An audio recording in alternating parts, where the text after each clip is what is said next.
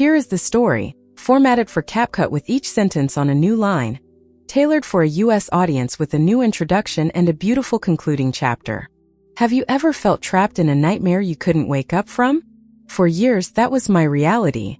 Tonight, I'm sharing the story of how one horrific night didn't just break me, but ultimately broke me open. It's a story about finding the courage to fight back, to heal, and to build a new life from the ashes of the old one. My name is Louise, I am 32 years old, and I work as a trauma therapist right here in Boston. 7 years ago, on the night of my 25th birthday, my life changed forever. My stepfather, Frank, a man who had terrorized our family for over a decade, broke into my apartment in a drunken rage. As he dislocated my shoulder and I collapsed to the floor, my mother just stood there watching. Before I share how that horrifying night transformed my life, let me know where you are watching from. And please, subscribe if you want to hear more stories about overcoming adversity. My childhood was relatively peaceful until I turned 8. That was when my biological father died from aggressive lung cancer, leaving my mother, Diane, and me to navigate life without him. For 4 years, it was just the two of us in our small suburban home outside of Boston. Mom worked 2 jobs to keep us afloat financially. But despite her exhaustion, she always made time for me. We would have movie nights every Friday, bake cookies on weekends, and she never missed a single school event. Those years were challenging, but our bond grew stronger through the hardship. Everything changed when I turned 12. Mom met Frank at the bank where she had recently started working as a teller. He was the branch manager, a seemingly respectable man with a steady job and financial stability. I still remember the first time she brought him home for dinner. He arrived with a bouquet of flowers for Mom and a book about astronomy for me, having heard from Mom that I was fascinated by stars. Frank was charming, attentive, and seemed genuinely interested in getting to know me. At first, I was hesitant, still missing my dad, but Frank never pushed. He took things slow, often including me in their outings to the zoo or museum. After 6 months of dating, Frank proposed, and they married when I was 13. The wedding was small but elegant, just like Mom wanted. Frank had money, much more than we were used to, and he moved us into his spacious colonial house in an upscale neighborhood. I got my own room with a new computer and bookshelf. For the first few months, everything seemed perfect. The changes were subtle at first. Frank insisted on managing all the finances, convincing Mom to close her personal bank account and merge everything with his. He had logical explanations for everything. It was more efficient, they would save on fees, they were a family now. Mom agreed, perhaps too easily, desperate to believe she had found security again. Then Frank started having opinions about Mom's friends. Karen was too gossipy. Susan was a bad influence with her divorce talk. Jennifer spent too frivolously and would encourage Mom to do the same. One by one, Mom's social circle shrank as she stopped reaching out to avoid Frank's disapproving comments. Phone calls became less frequent, and visits almost non-existent. I noticed Mom changing too. The woman who once sang while cooking now moved silently around the kitchen. She checked with Frank before making any purchases, even small ones. Her vibrant wardrobe gave way to more conservative clothes that Frank deemed appropriate. She stopped wearing the bright red lipstick she had always loved. The first time I saw Frank's anger, I was 14. Mom had bought a dress without consulting him first. It wasn't expensive, just a simple sundress for a staff picnic, but Frank exploded. He didn't hit her, not that time, but he threw his dinner plate against the wall, shattering it and leaving spaghetti sauce dripping down our cream-colored wallpaper like blood. He called her irresponsible, financially reckless, and ungrateful. Mom apologized repeatedly, returned the dress the next day, and never shopped alone again. By the time I started high school, I had developed strategies to minimize contact with Frank. I joined every after-school club possible, studied at the library, and spent weekends at friends' houses. When I was home, I stayed in my room, door closed, emerging only when necessary. Frank never explicitly forbade me from these activities, likely because he preferred me out of the way. My relationship with Mom deteriorated during those years. I resented her for changing, for choosing Frank over our once close relationship. When I tried to talk to her about Frank's controlling behavior, she dismissed my concerns. "You don't understand adult relationships," she would say. Frank takes care of us. We're lucky to have him. Eventually, I stopped trying to reach her. We lived in the same house but existed in separate worlds. In my junior year, I walked in on Mom covering a bruise on her cheek with makeup. She claimed she had walked into a door in the dark, but her eyes wouldn't meet mine in the mirror. That was the moment I knew with certainty that Frank had progressed from emotional to physical abuse. I begged her to leave him. She refused, insisting it was just a one-time mistake, that Frank had been stressed about work. I knew better. But at 16, I felt powerless to help someone who wouldn't help herself. The next 2 years were a careful dance of avoidance and planning. I maintained perfect grades, knowing education was my ticket out. I researched colleges far from home, applied for every scholarship available, and worked part-time at a local bookstore to save money. Frank seemed pleased with my academic success, viewing it as a reflection of his good parenting, and largely left me alone. Mom grew increasingly withdrawn, a shadow of the woman who had once been my best friend and fiercest protector. When my acceptance letter from Boston University arrived, along with a substantial scholarship, I felt like I could finally breathe. Frank was surprisingly supportive, probably because my achievements reflected well on him in the community, and perhaps because he was eager to have me out of the house. Mom seemed torn between pride and fear. The night before I left for college, she came to my room after Frank was asleep. "I'm so proud of you," she whispered, sitting on the edge of my bed like she used to when I was little. "You're going to do amazing things." There was something in her voice, a mixture of sadness and longing, that made my heart ache. "Come with me," I said impulsively. "We could get an apartment together. You could find a job in Boston."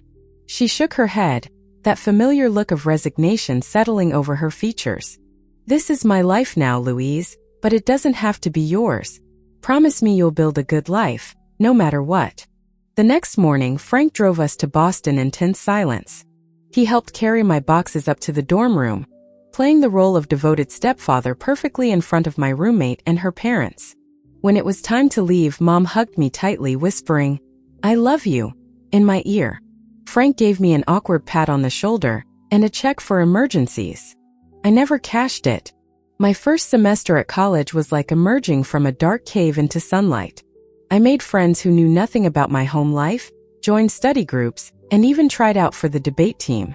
My roommate Zoe was studying journalism and introduced me to her eclectic group of friends. For the first time in years, I felt normal, unburdened by the constant tension of living with Frank. I declared psychology as my major during sophomore year, driven by a need to understand what had happened to my family. Why did Mom stay with Frank? Why did Frank need to control and hurt others? Could I have done something differently? My professors noticed my intensity, my desperate need for answers. Professor Sarah Levine took a particular interest in my academic progress. A specialist in trauma and domestic violence, she became my mentor and eventually a friend. During office hours one day, I finally opened up about my home situation. Instead of pity, she offered understanding and practical advice. She recommended books, connected me with support groups for adult children of abusive households, and encouraged me to consider therapy. "The patterns we grow up with shape us," she explained. "But they don't have to define us. Understanding them is the first step to breaking free."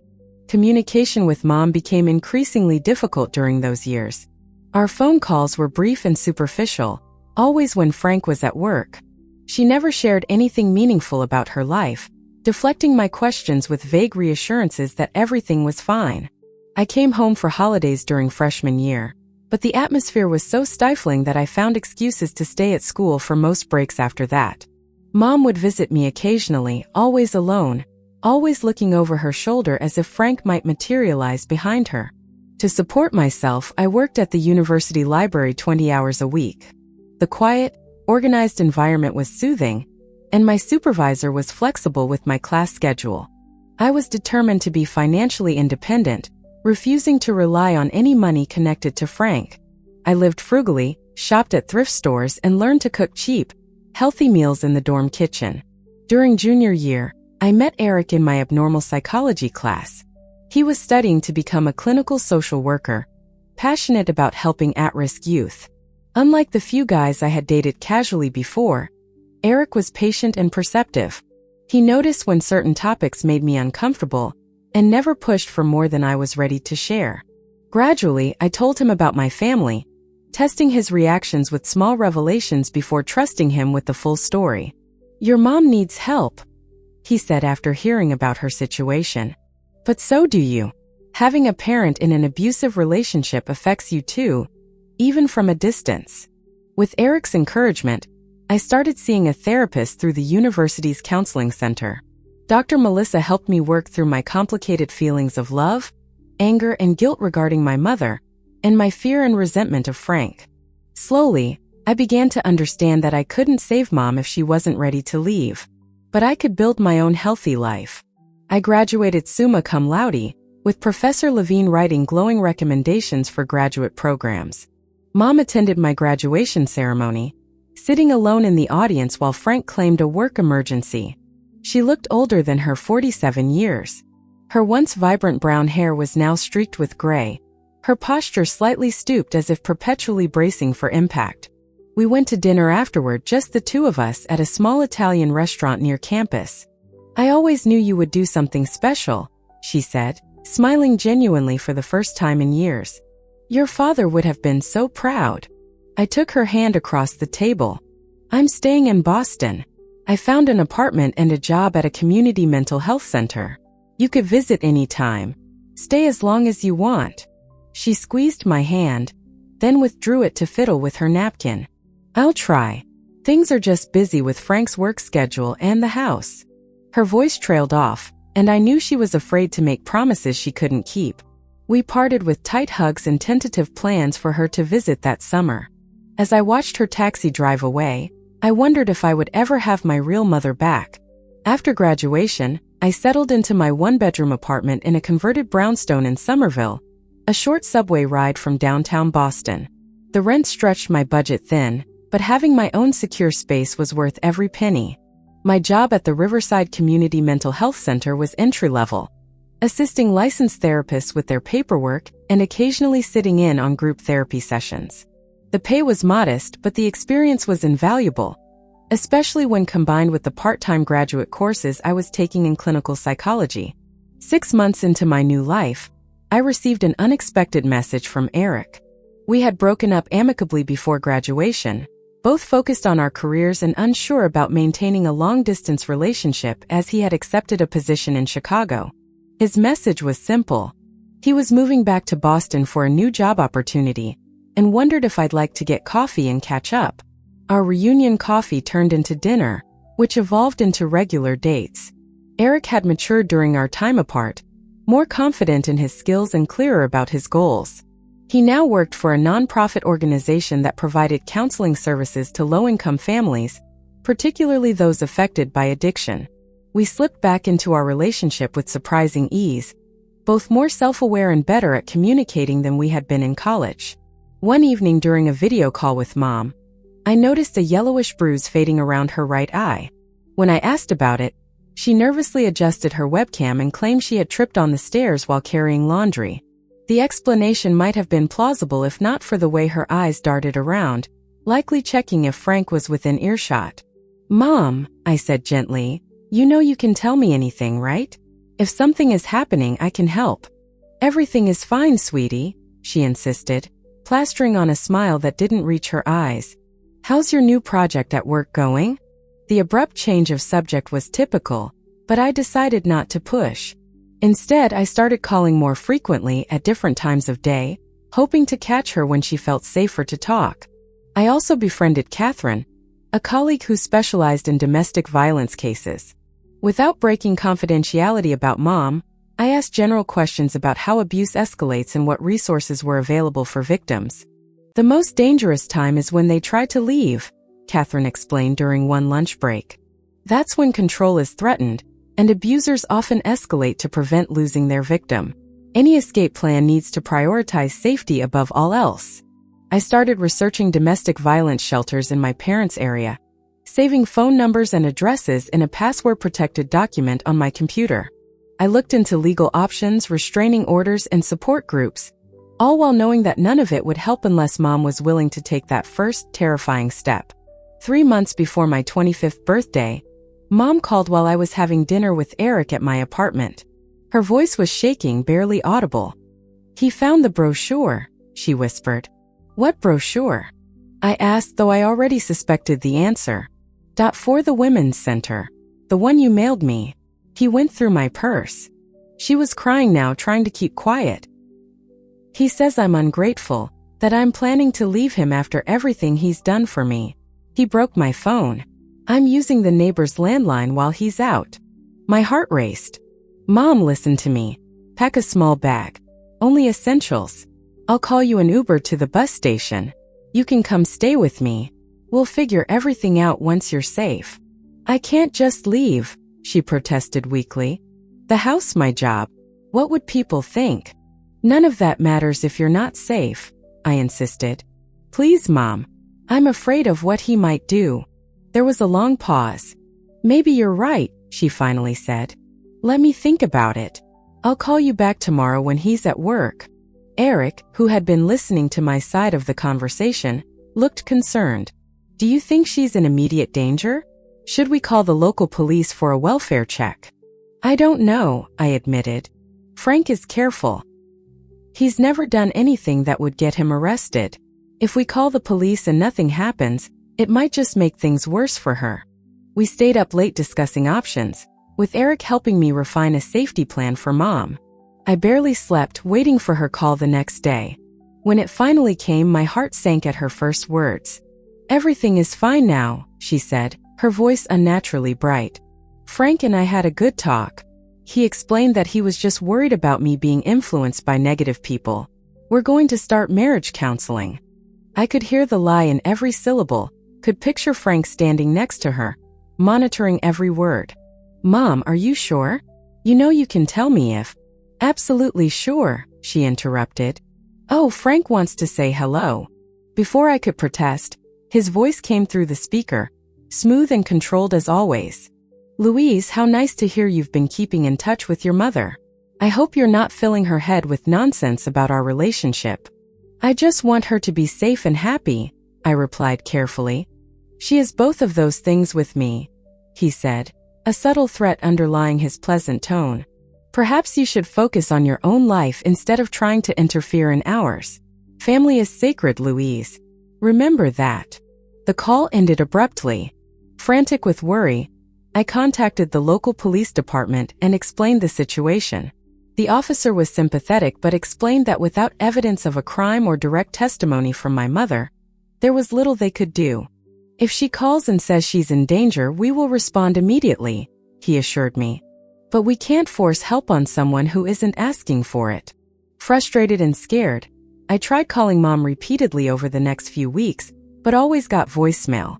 The few text messages I received were clearly composed under Frank's supervision, generic updates about gardening projects and community events. As my birthday approached, the knot of anxiety in my stomach grew tighter. Something felt wrong, deeply wrong, but I was powerless to fix it from 200 miles away. My 25th birthday fell on a Friday in late October. The air had turned crisp, with leaves crunching underfoot as I walked home from the subway after work. Under normal circumstances, I might have planned a celebration with friends or a romantic dinner with Eric. Instead, I had agreed to let him take me out the following evening, as he had an unavoidable client emergency that Friday night. I'll make it up to you tomorrow, he promised, kissing me goodbye that morning. We'll have the best belated birthday celebration ever. My colleagues had surprised me with cupcakes and a small gift card at lunch. And throughout the day, birthday wishes trickled in via text and social media. I tried calling Mom several times, but as expected, there was no answer. I left a cheerful voicemail, making no mention of the tension from our last conversation, simply saying I loved her and hoped to hear from her soon. My apartment welcomed me with familiar comfort that evening. Located on the third floor of a well-maintained brownstone, it featured high ceilings, wooden floors, and large windows that let in plenty of natural light. The security was decent, with a main entrance that required a key fob and solid locks on individual apartment doors. I had made the space my own with secondhand furniture, plants, and framed psychology articles I found particularly inspiring. It was small, but it felt safe, a sanctuary from the chaos of my childhood. I treated myself to takeout from my favorite Thai restaurant, opened a bottle of wine, and settled on the couch with a novel I had been meaning to read. Around 9, Eric called to wish me happy birthday again, and promised that tomorrow's celebration would be worth the wait. By 11, I had changed into pajamas and was drifting off to sleep, the novel abandoned on my nightstand. The pounding on my door jolted me awake. Disoriented, I fumbled for my phone to check the time. 12:17 a.m. The pounding continued, growing more insistent, interspersed now with a voice I recognized with horrifying clarity. "Open this door, Louise." Frank's voice, slurred but unmistakable. "I know you're in there." Heart racing, I crept to the door and looked through the peephole. Frank stood in the hallway, his face flushed with anger or alcohol or both. Behind him, partially obscured, stood my mother, her expression a mask of terror. Frank pounded again, the door shuddering in its frame. "What are you doing here?" I called through the door, trying to keep my voice steady while frantically typing a text to Eric with one hand. "It's after midnight. We came to wish you happy birthday," Frank replied with a grotesque attempt at joviality. "Open up, Louise. Don't be rude to your parents." "Please go away," I said louder now. "I will call the police if you don't leave." That was when something in Frank snapped. "You ungrateful little," he roared, launching his body against the door with such force that the wood splintered around the lock. 2 more powerful kicks, and the door gave way entirely, Frank stumbling into my apartment with murderous rage in his eyes. I backed away, phone clutched in my hand. "I'm calling 911, I warned, fingers already dialing. Frank lunged forward with surprising speed for a man his size. He knocked the phone from my hand, sending it skittering across the floor. Before I could react, his fingers tangled in my hair, yanking me forward so violently that pain exploded across my scalp. His other hand formed a fist that connected with my cheekbone, sending stars across my vision. "Frank, stop!" My mother's voice, thin and terrified, from the doorway. "Please, you're hurting her." He ignored her, dragging me by the hair across the living room and slamming me into the wall. My head cracked against the plaster, dazing me momentarily. I tried to fight back, clawing at his face, kicking at his shins, but Frank outweighed me by at least 100 pounds. "Mom, help me!" I screamed, making eye contact with her over Frank's shoulder. She stood frozen in the doorway, hands covering her mouth, eyes wide with horror, but her body was immobile. "Please, Mom." Frank spun me around, grabbed my right arm, and twisted it behind my back, pushing upward with savage force. There was a sickening pop as my shoulder dislocated, pain so intense that my vision tunneled to pinpricks of light in a sea of darkness. I screamed, the sound primal and agonized. "This is what happens when you try to destroy a family," Frank hissed in my ear, his breath hot and reeking of whiskey. "This is what you deserve."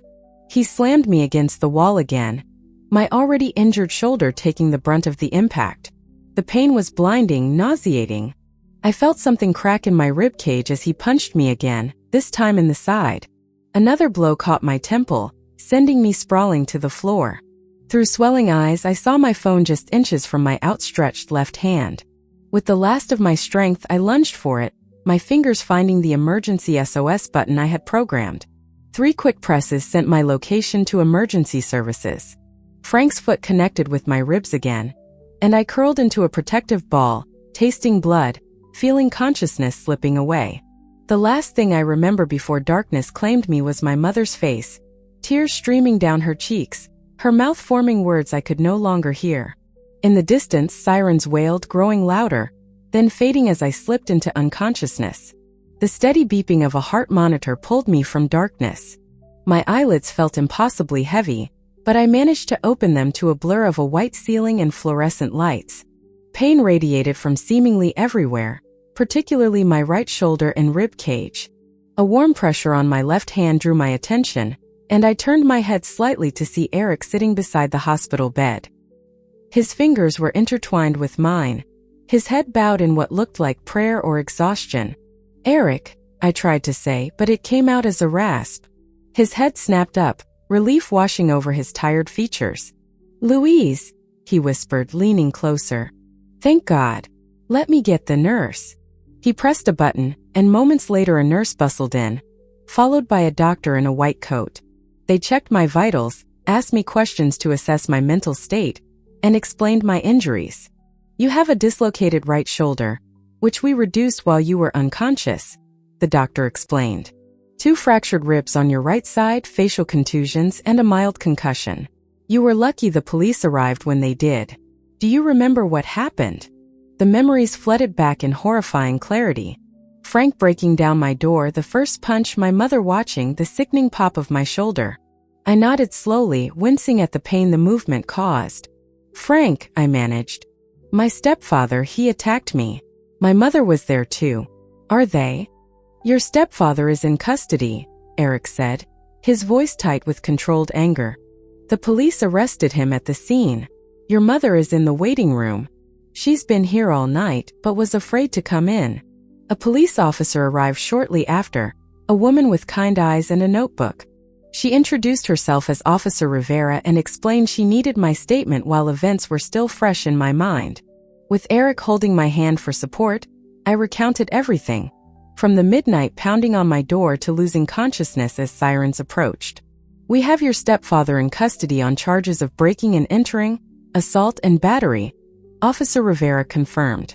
Your emergency call recorded parts of the attack, and the evidence of forced entry is clear. Your injuries and the medical report will support the case. The question now is whether you want to press charges. Yes, I said without hesitation. I want him prosecuted to the fullest extent possible. Officer Rivera nodded. Good. Too often in domestic cases, victims are afraid to go forward. There will be paperwork to sign when you're feeling better. We will also need to talk about a restraining order. After she left, Eric filled in the gaps in my memory. He had received my partial text and called the police himself when I didn't answer his frantic callbacks. He arrived at my apartment shortly after the ambulance, finding the door smashed in and blood on the living room wall. The police had Frank handcuffed in a patrol car and were trying to calm my hysterical mother. She's been a mess, Eric said gently, alternating between crying and completely shutting down. She gave a statement to the police that confirms everything you said. I think she's in shock. I was still processing this information when a soft knock came at the door. My mother stood there, looking smaller than I remembered, her face pale and drawn, dark circles beneath puffy eyes. Can I come in? She asked hesitantly. Eric looked at me questioningly, and I nodded. He squeezed my hand, then stood. I'll get some coffee and give you two some privacy. As the door closed behind him, Mom approached the bed slowly, as if afraid I might send her away. When she saw my face up close, the bruises now turning purple, she covered her mouth with her hand, fresh tears spilling down her cheeks. I'm so sorry, she whispered, her voice breaking. Louise, I am so sorry. Part of me wanted to turn away, to reject her apology as too little too late. But the larger part saw what I had missed during our video calls. The haunted look in her eyes, the slight tremor in her hands, the way she flinched at sudden movements. Classic signs of trauma that I had been trained to recognize in others, but had somehow overlooked in my own mother. Sit down, Mom, I said, gesturing to the chair Eric had vacated. She perched on the edge, hands twisting nervously in her lap. I never thought he would hurt you, she said. He threatened to so many times, but I thought it was just talk. I thought if I stayed with him, if I did everything he wanted, he would leave you alone. How long has he been hurting you? I asked, though I already knew the answer. Since about a year after we married, she admitted. It started with pushing, grabbing too hard. Then slaps that he would apologize for immediately. Promised never to do it again. By the time it got really bad, I was trapped. He controlled all our money, isolated me from friends, convinced me I was worthless and lucky to have him. She took a shuddering breath. He threatened to kill you if I ever left him. Said he would find you no matter where you went. I believed him, Louise. I stayed to protect you, but in the end I failed anyway. The twisted logic of abuse victims, something I had studied but never fully understood until that moment. My mother had endured years of torment, believing it was the only way to keep me safe, while I had resented her for not leaving. What made him come after me now? I asked. Your birthday card, she replied. You sent a card with a note saying your door was always open for me. Frank found it and went into a rage. He had been drinking all evening, getting angrier and angrier. He kept saying you were trying to steal me away, destroy our marriage. He forced me into the car, said he was going to teach you a lesson. She broke down completely then, sobbing into her hands. I should have stopped him. I should have done something. When he started hitting you, I just froze. I have never hated myself more than in that moment. A nurse came in to check my pain levels and administer medication. By the time she left, my mother had composed herself somewhat, though her eyes remained red-rimmed and haunted. The police want to know if I'm pressing charges, I told her. I am. He belongs in prison, Mom. She nodded slowly. I know. I already told them I will testify against him. I'm done being afraid, Louise. It took seeing him hurt you to finally understand there is no protecting anyone by staying silent. My colleague Catherine arrived that afternoon, having heard about the assault from Eric. She brought resources for both Mom and me, information about victim services, therapy options, support groups. More importantly, she connected us with Jessica, a lawyer who specialized in domestic violence cases. Jessica visited me in the hospital the following day, explaining the legal process ahead. Frank has been denied bail due to the severity of the attack and the flight risk, she informed us. The prosecutor is charging him with multiple felonies. With your testimony and your mother's, plus the physical evidence, we have a strong case. Mom stayed in a hotel near the hospital, visiting daily as I recovered. We talked more openly than we had in years. Painful conversations about the past and tentative ones about the future. She agreed to see a therapist who specialized in domestic abuse, the first step in a long healing process for both of us. After 5 days, I was discharged with my arm in a sling, prescriptions for pain management, and appointments for follow-up care. Eric insisted I stay at his apartment until mine was repaired and secured with better locks. Mom came too, taking Eric's spare room while I took his bed, and he slept on the couch despite my protests. In those first weeks of recovery, as my body slowly healed and the legal case against Frank took shape, Mom and I began the delicate process of rebuilding our relationship. There were moments of tension, of unspoken resentment bubbling to the surface, but also moments of unexpected connection. We were two survivors now, bound by shared trauma, but also by the possibility of freedom from Frank's shadow. 3 months after the attack, I stood outside the Suffolk County Courthouse, my hand gripping Eric's tightly. My shoulder had healed enough that I no longer needed the sling, though certain movements still caused pain. The physical therapist said I might always have some limitation in that joint, a permanent reminder of that night. The courthouse was imposing, with its granite columns and broad steps designed to intimidate with its grandeur. Inside, the polished marble floors echoed with hurried footsteps, whispered conversations, and the occasional commanding voice calling a case number or name. The air smelled of furniture polish and anxiety. Jessica met us in the lobby, professional in a navy suit, her briefcase bulging with documents. "Are you ready?" she asked, her eyes evaluating my emotional state. I nodded, adjusting the collar of my own suit, chosen carefully to project strength and credibility. As ready as I'll ever be. Mom joined us moments later, having arrived separately from the domestic violence shelter where she had been staying. The weeks of safety and support had begun to transform her. She stood straighter, made eye contact more consistently, and spoke with greater confidence. The shelter had connected her with job counseling and helped her start the divorce process. "Frank is already inside with his attorney," Jessica informed us. "Remember what we practiced. Answer questions directly. Don't let them provoke emotional responses. We have the facts and evidence on our side." The courtroom fell silent as we entered, all eyes turning to assess us. Frank sat at the defense table, impeccably dressed in an expensive suit, his silver hair perfectly styled. He looked more like a CEO than a man accused of violent assault. Beside him sat his lawyer, Thomas Wilson, known for representing wealthy clients and securing favorable outcomes through aggressive tactics. Frank's eyes met mine briefly, a flash of contempt crossing his features before he composed himself.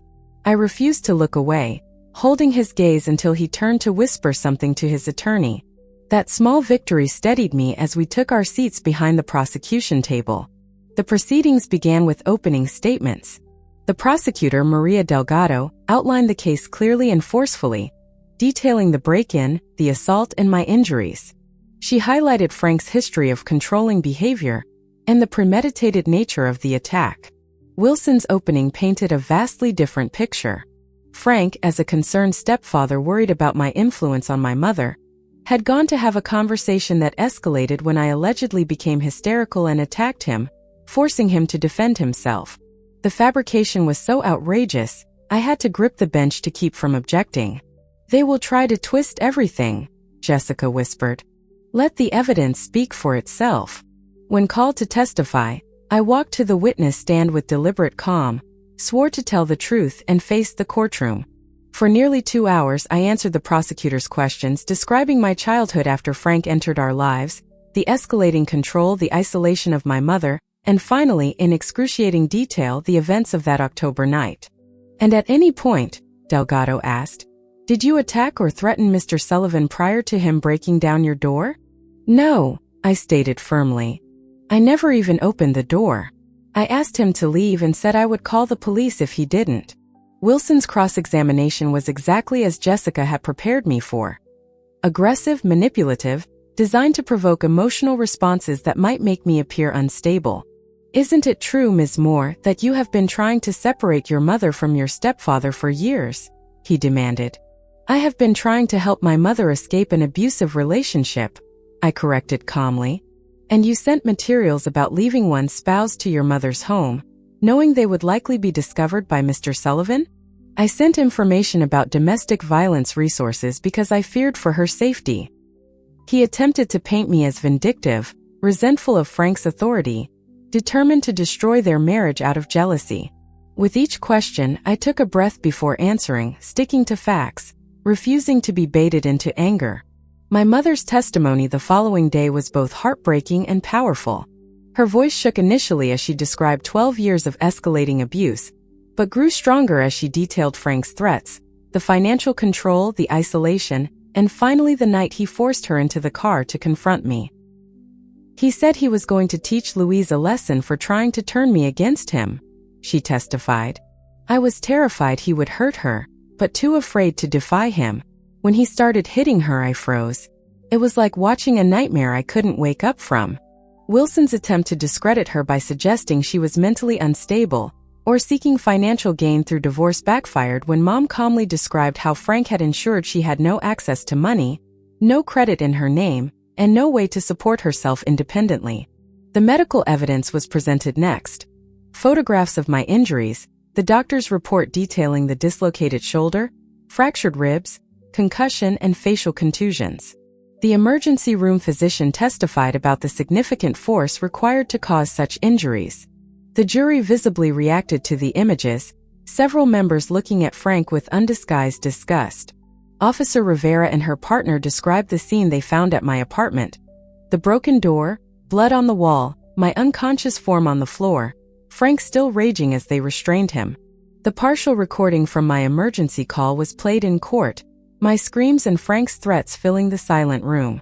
Throughout the week-long trial, I endured Frank's cold stare each day, refusing to be intimidated. Eric sat beside me constantly, his presence a steady anchor. My colleagues from the mental health center came to show support, as did Professor Levine. On the final day, during closing arguments, I requested permission to address the court directly. The judge, after conferring with both attorneys, allowed it. Standing before the jury, I spoke from the heart. What happened to me that night was not an isolated incident of rage, but the culmination of years of control and abuse. My stepfather didn't just attack me physically. He spent years systematically destroying my mother's sense of self, isolating her from support, convincing her that his abuse was love and protection. Domestic violence thrives in silence and shame. Today, by speaking the truth, my mother and I refused to be silenced any longer. The jury deliberated for just 2 hours before returning with their verdict. As the four women stood, the courtroom fell completely silent. On the charge of breaking and entering, we find the defendant guilty. On the charge of assault and battery with intent to cause grievous bodily harm, we find the defendant guilty. Relief washed over me so intense I nearly collapsed. Mom gripped my hand, tears streaming down her face. Frank's composed facade finally cracked, his face contorting with rage as the bailiffs approached to take him into custody. At the sentencing hearing 2 weeks later, the judge showed no leniency. "Mr. Sullivan, you have used your position of trust to terrorize your family for years. This court sentences you to 15 years in state prison." As they led Frank away, I felt a weight lift that I had carried for so long. I had forgotten what it was like to stand straight. For the first time since I was 12 years old, I could breathe freely, without fear of the man who had cast such a long shadow over our lives. The story doesn't end in that courtroom. In many ways, that's where it truly began. The years that followed were a journey of rebuilding, not just for me but for my mom too. She blossomed in her newfound freedom. The woman who was a shadow of herself now runs a community garden, her laughter echoing among the sunflowers. She's an incredible grandmother to my 5-year-old daughter Lily, who knows nothing of Frank but everything of her grandmother's famous apple pies and fierce, protective love. Eric and I built a life grounded in the patience and understanding that saw us through the darkest times. Our home isn't just a building. It's a sanctuary filled with love, laughter, and the pitter-patter of little feet. The Breakthrough Center, the organization I founded, has grown beyond my wildest dreams, helping hundreds of women and children find the safety and support they need to start new chapters. Just last week, we opened a new wing, a beautiful sunlit space dedicated to creative arts therapy. My mother cut the ribbon, wearing the brightest red lipstick you've ever seen. Healing isn't about erasing the scars. It's about learning to see them as proof that you are stronger than what tried to break you. My shoulder still aches on rainy days, a physical reminder of the past, but it no longer defines my future. It's a reminder that I survived. We survived. If our story has touched you in any way, please share it with someone who might need to hear that healing is possible. Hit that like button and subscribe to our channel for more stories of resilience and hope. And in the comments below, I'd love to hear from you. Share a time you overcame adversity, or a resource that helped you through a difficult time. Let's create a community of survivors, a space where no one feels alone. Thank you for listening. And remember, no matter what you have endured, you are not defined by your trauma. You are defined by your strength, your courage, and your incredible capacity to begin again.